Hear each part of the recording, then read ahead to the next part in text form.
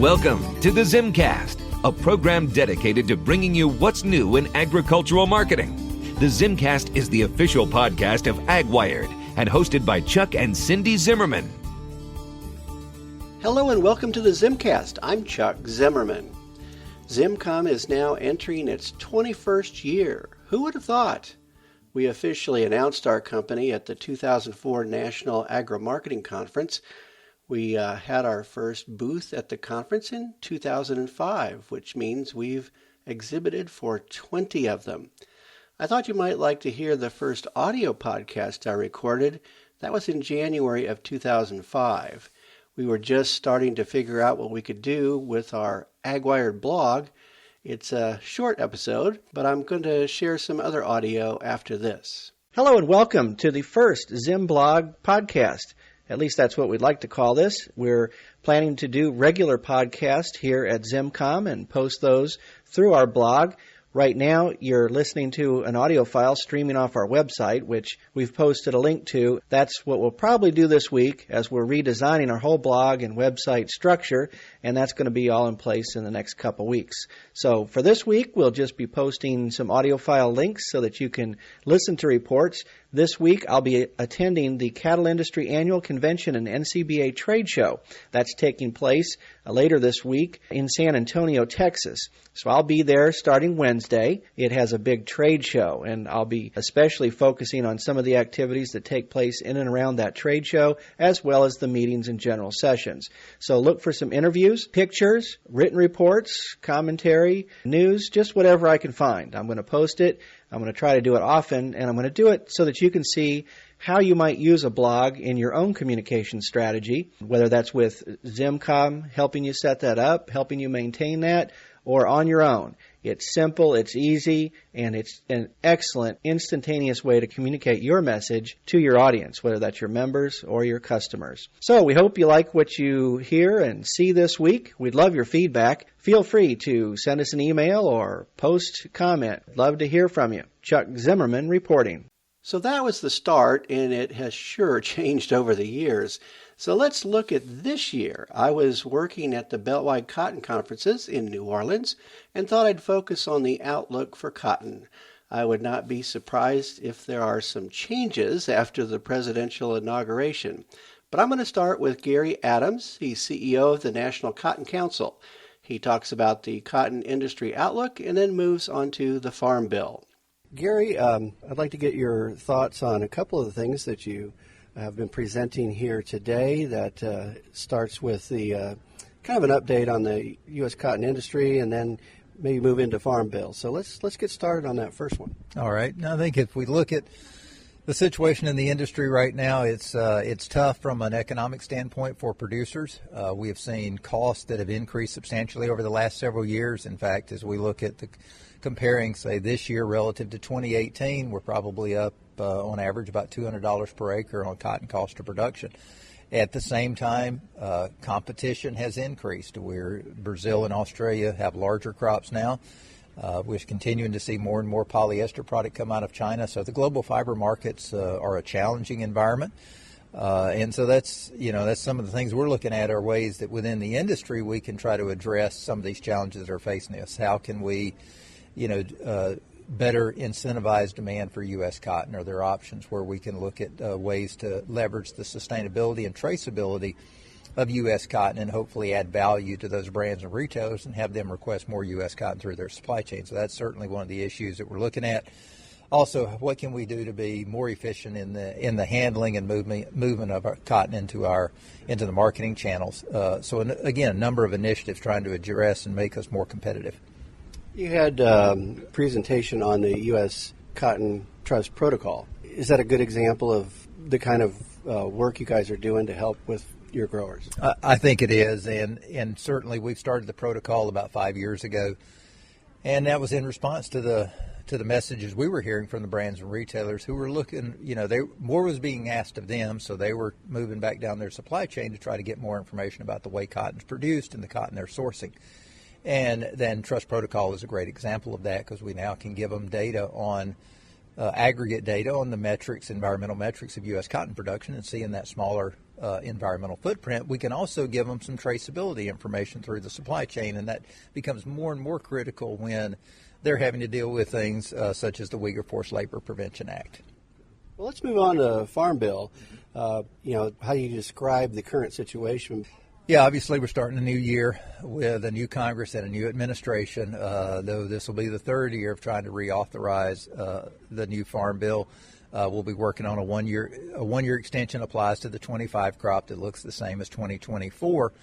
I think when we look at where cost of production are now compared to where they were when this Farm Bill was put in place, the support levels are just not adequate, and we need to see an increase and improvement in the safety net, in an increase in those reference prices.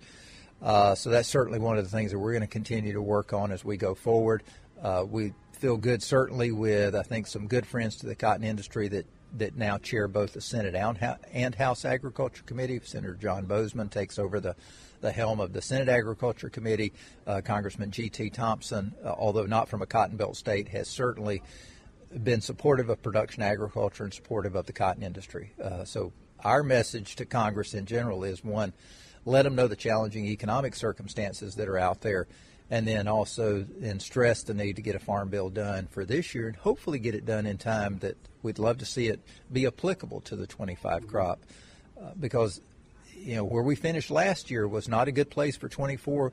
Fortunately, there was some short-term economic assistance that are going to help growers out, but longer term, we need the stability that comes with a better farm bill.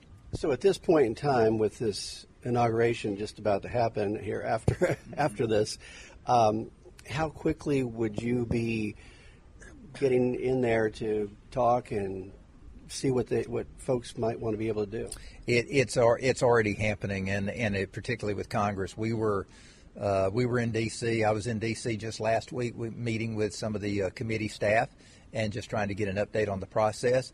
And I think in general, people are still trying to figure out how things will shake out, because there's a lot that will be on Congress's plate in these first, 100 days of the new administration. Still some question marks on budget reconciliation. What's the path forward there? We also don't need to forget that the continuing resolution that was approved in December funds the government through mid-March. And so that's something that's going to come up very quickly. And so you have still a lot of unknowns, but I know we've got a committee staff and committee leadership that are really looking for the opportunity to push Farm Bill to completion. Before we close, anything else you might want to say about the work that National Cotton Council is doing? I think the other thing, too, obviously, the industry knows the work we do on farm policy and Farm Bill. The other thing that they always need to be aware of is we continue to stay engaged on the regulatory front, and particularly engaging with Environmental Protection Agency, making sure that our growers have access to the crop protection products that they need. That's something we're going to continue to follow. We're going to continue to look for opportunities to try to, for example, restore a label for dicamba. And so that's the other set of issues that we stay engaged in from the National Cotton Council. Following Gary is Darren Abney. He's Executive Director of the U.S. Cotton Trust Protocol. He talks about the last year of the program and an outlook of what's next. First of all, Darren, tell me what you do, and we'll get into kind of what's going on with the protocol. Sure. Yeah, I'm the executive director. I've been with the organization now for a year and a half, and I'm excited about the progress that we've seen over the last year, despite all of the challenges in the industry. And I think that this next year is going to be telling for how the market responds to what the protocol is doing. So since we've seen you last, what's happened? Have there just been certain programs that have been able to get put together, working? Just, a little overview. I would say we've been very successful at the field level. There is a large number of growers that are signed up and enrolled in the program. We're focused on expanding the Climate Smart grant this year, working with growers on level 2, looking at practice changes, there's a financial benefit to that along with the technical assistance. But I would say organizationally, we're also hyper-focused on the demand side of the equation. We really want to equip and enable and now require retailers and brands who are participating in the program to source volumes of protocol cotton and U.S. cotton. How about the companies that are part of of the Cotton Trust Protocol. Has that increased, for example? We've gotten new members this year, yes. Since last year, we have had organizations join like Carhartt, I think is very recognizable in the U.S. landscape. We're working more deeply with organizations, sportswear organizations. So some of the brands that are working with us right now are asking for confidentiality because they're testing out the systems, the traceability. But we've also been hyper-focused, I would say, on getting the existing brands that are in the program to source more cotton with their supply chain. And that's working with brands like Gap and Target, who have been signed up for a few years now. But as we shift the growth model, we're really looking for that uptake to grow. And we've seen that traction. We've doubled the uptake this last year over the previous year.